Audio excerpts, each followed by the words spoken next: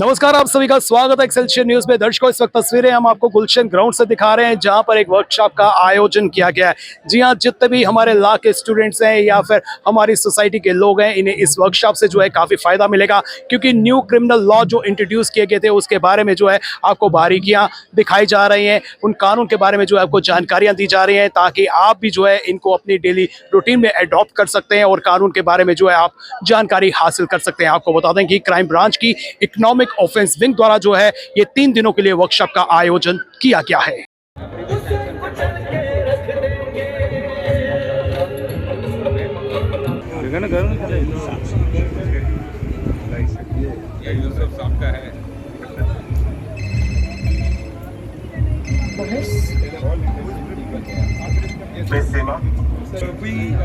आपका बेटा हमारे कस्टडी में और आप डिजिटल अरेस्ट में हो। Digital arrest?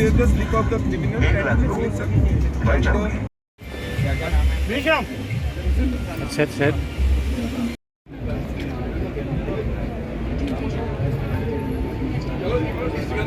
क्राइम सीन के अंदर सर, ये क्राइम सीन है। अच्छा चलो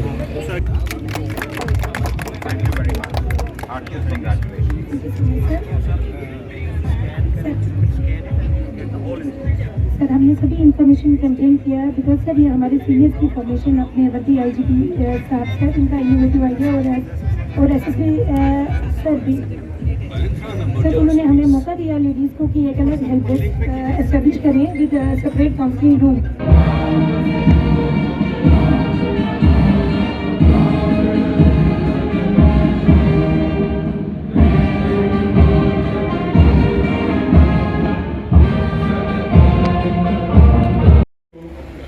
एक बेहतरीन तारीख बच्चों से उम्मीद करते हैं। हमको पता है आप लोग धूप को गर्मी को बर्दाश्त कर रहे हैं, लेकिन ये एक है अभी बर्दाश्त करने की, ठीक है।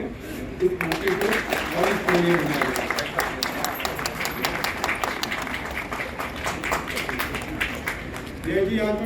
डीआईजी अर्बन रेंज और DIG golden squad urban range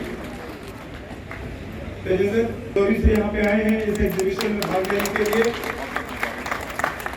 DIG डोडा स्क्वाड रामबन रेंज से सुधर पाटिल जी, जिन्हें सर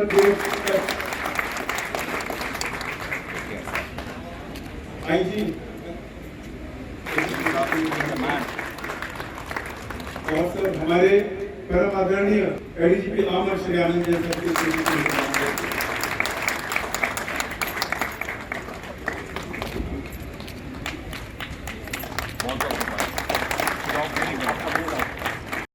दक्षिणी का जम्मू कश्मीर के माननीय डीजीपी श्री नलन प्रभात आईपीएस साहब ने शुभारंभ किया है।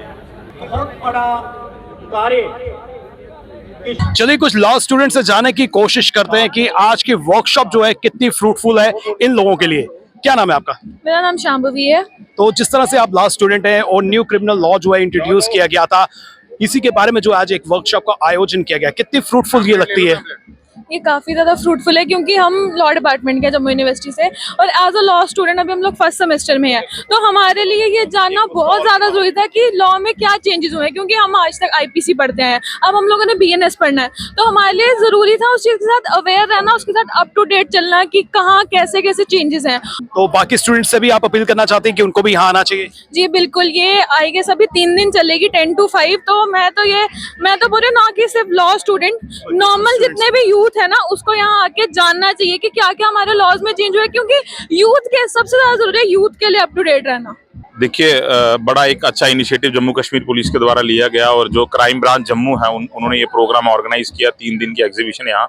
और मुझे लग रहा है कि जम्मू कश्मीर पुलिस जो हमेशा अलग अलग कार्यों में भाग लेती रहती है, जैसे कोई ड्रग्स के रिलेटेड हो गया, आज जैसे बीएनएस की जितने भी क्रिमिनल लॉज जो जिनकी अमेंडमेंट्स हुई हैं, आज वो बीएनएस के नाम पे जाने जा रहे हैं। मुझे लग रहा है कि सोसाइटी को इन बारे में बहुत ज़रूरी है जानना, और यहाँ जैसे इन्होंने डिफरेंट कॉलेजेस और स्कूल्स के बच्चे यहाँ बुलाए थे, मुझे लग रहा है कि नई generation they should know about the latest जितने भी अभी हमारी सेक्शंस आई हैं, और ये लोग अपनी सोसाइटी को भी अवेयर करेंगे इसमें क्या प्रावधान है, क्या चेंजेस हैं, और काफ़ी सारी चीज़ें हैं जिसमें अमेंडमेंट्स हुई हैं। और मुझे लग रहा है कि बड़ा एक अच्छा इनिशिएटिव है, और जम्मू कश्मीर ने जो पुलिस हम उनका शुक्रिया भी अदा करते रहेंगे और ऐसे इनिशिएटिव जो है वो आगे भी लेते रहें। जय हिंद जय भारत। जी, अगर देखा जाए कोई पुलिस और जो लॉ के बच्चे हैं या लॉ डिपार्टमेंट के, इनके दरमियान एक संबंध होता है क्योंकि दोनों कानून के रखवाले होते हैं। तो सबसे पहले हम जम्मू कश्मीर पुलिस का शुक्रिया अदा करते हैं कि उन्होंने ये प्रोग्राम का आयोजित किया। इस प्रोग्राम का मुद्दा और मकसद यही है कि हर एक को ये बताया जाए कि जो पुराने लॉज थे वो रिप्लेस हो चुके हैं, अब जो नई धाराएं आई हैं, नए कानून आए हैं, जिस तरह पहले आईपीसी थी या सीआरपीसी थी, अब बीएन और बीएनडब्ल्यूएस आए हुए हैं। तो इसका मुद्दा मकसद ये है कि एक ही है कि law is equal for all without any discrimination, black and white, man and women. हर एक जो भी व्यक्ति है कानून से कोई भी नहीं बढ़कर है, कानून सबसे ऊपर है, कानून बालातर है और कानून के से कोई भी नहीं बच सकता है। जो भी इसके दायरे में आ जाएगा, कानून के हाथ में आ जाएगा। फ्लेक्सिबिलिटी की बात करें तो किस कानून में जो है ज्यादा फ्लेक्सिबिलिटी आपको नजर आई, पुराने कानून में या नए कानून में? जी, देखेंगे तो पुराना कानून, अगर पुराने कानून के बारे में अगर बात करेंगे तो उसमें कुछ कई चीज़ों में सज़ा कम थी, कई चीज़ों में ज़्यादा थी। तो अब जो ये नया कानून आया है तो इसमें एक सबके लिए इक्वल रखा गया है, मतलब जिसको जितनी सज़ा बनती है उसको उतनी सज़ा दी जाएगी। और पुराने कानून में अगर देखा जाता था कि उसमें थोड़ी सी कहीं सज़ा कम थी, कहीं ज़्यादा थी। और अब जो नया कानून आया है इसमें बिल्कुल बराबरी दिखाई गई है। भाई जो जिस कानून में जो जिस धारा के अंदर पाएगा उसको वो सज़ा मिलकर ही रहे। देखिए, वैसे तो हमें बीएनएस को जानने के लिए, यहाँ पे जो उसकी एग्जीबिशन है उसको जानने के लिए हमें पहले बुक्स पढ़नी पड़ती थी और काफ़ी ज़्यादा लेंथी प्रोसेस होता है। इसमें ये है कि हम विजुअल रिप्रेजेंटेशन देख रहे हैं उन सभी चीज़ों की, कैसे एविडेंसेस कलेक्ट किए जाते हैं, कैसे फिंगरप्रिंट्स लिए जाते हैं।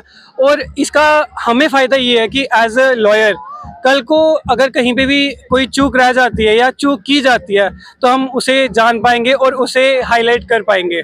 जिस तरह से कानून की बात करें तो कानून में लंबे समय के बाद जो है फेरबदल किया गया है, बदलाव किया गया है। तो अब जिस तरह से न्यू लॉज इंट्रोड्यूस किए गए हैं तो क्या लगता है कि क्या क्या खास जो है इन लॉज में है? देखिए, इनमें मेन चीज़ें यही हैं कि इसमें जो डिजिटल एविडेंसेस है उनको मान्यता दी गई है, उसके बाद स्पीडी ट्रायल्स है और काफ़ी अन्य ऐसी चीज़ें हैं जो आज की जो आधुनिक कल है उसको देखते हुए बनाई गई है। क्योंकि जो आईपीसी है वो 1860 का जो लॉ था और वो भी ब्रिटिशर्स ने लाया था, वो भी ईस्ट इंडिया कंपनी ने। उसके बाद उनका भी तख्ता पलट हुआ, क्राउन ने अपना शासन जमाया और उसके बाद फिर भारत आज़ाद हुआ और रिपब्लिक ऑफ इंडिया के बनने के बाद भी तब से लेके अब तक आईपीसी चल रहा था। और आज कहीं जाके हमें ये न्यू भारतीय न्याय संहिता मिला और अच्छा है, क्योंकि अगर इसके नाम से भी देखें तो ये भारतीय है, अपना स्वदेशी है और जो हमारे अपने जो आज का आधुनिक कल है तो उसे देखते हुए इसे बनाया गया है। और मैं मानता हूँ कि आने वाले टाइम पे भी लॉ को ये चेंज करते रहेंगे और जैसे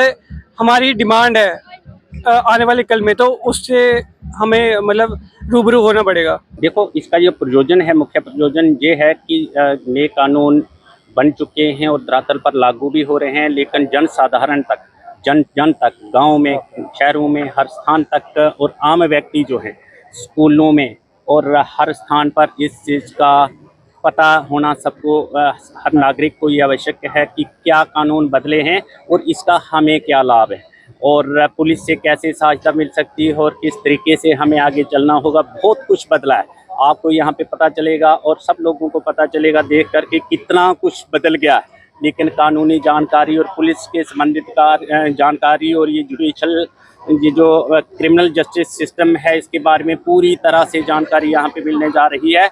और जो हर एक व्यक्ति को, आज के भारत के हर एक नागरिक को इस प्रकार की जानकारी, कानूनी जानकारी होना आवश्यक है। और उसी ऑब्जेक्टिव को लेकर के भारत सरकार ने ये चाहा कि ये जम्मू में भी एक बहुत बड़ी प्रदर्शनी इस प्रकार की लगाई जाए, जो हमारे माध्यम से, क्राइम ब्रांच के माध्यम से EOW क्राइम ब्रांच जम्मू जो है वह इसका आयोजन कर रही है और इसका आयोजन किया जा रहा है। 3 दिन तक लगातार चलेगी और 10 से 5 बजे तक ये प्रदर्शन चलेगी। आज इसका उद्घाटन हो रहा है। ये एग्जीबिशन 3 दिनों के लिए आयोजित की गई है और इस एग्जीबिशन में आज कई स्कूली बच्चों को, कॉलेजेस के स्टूडेंट्स को, यहाँ तक कि जम्मू यूनिवर्सिटी के विद्यार्थियों को भी न्योता दिया गया था। हम सबको भी इन 3 दिनों में यहाँ पर विजिट करना चाहिए और बहुत सी महत्वपूर्ण जानकारियां हासिल करनी चाहिए। फिलहाल नितिन कनोत्रा और मुझे यानी कि रितेश गुप्ता को दीजिए इजाजत और आप देखते रहें एक्सेलशियर न्यूज।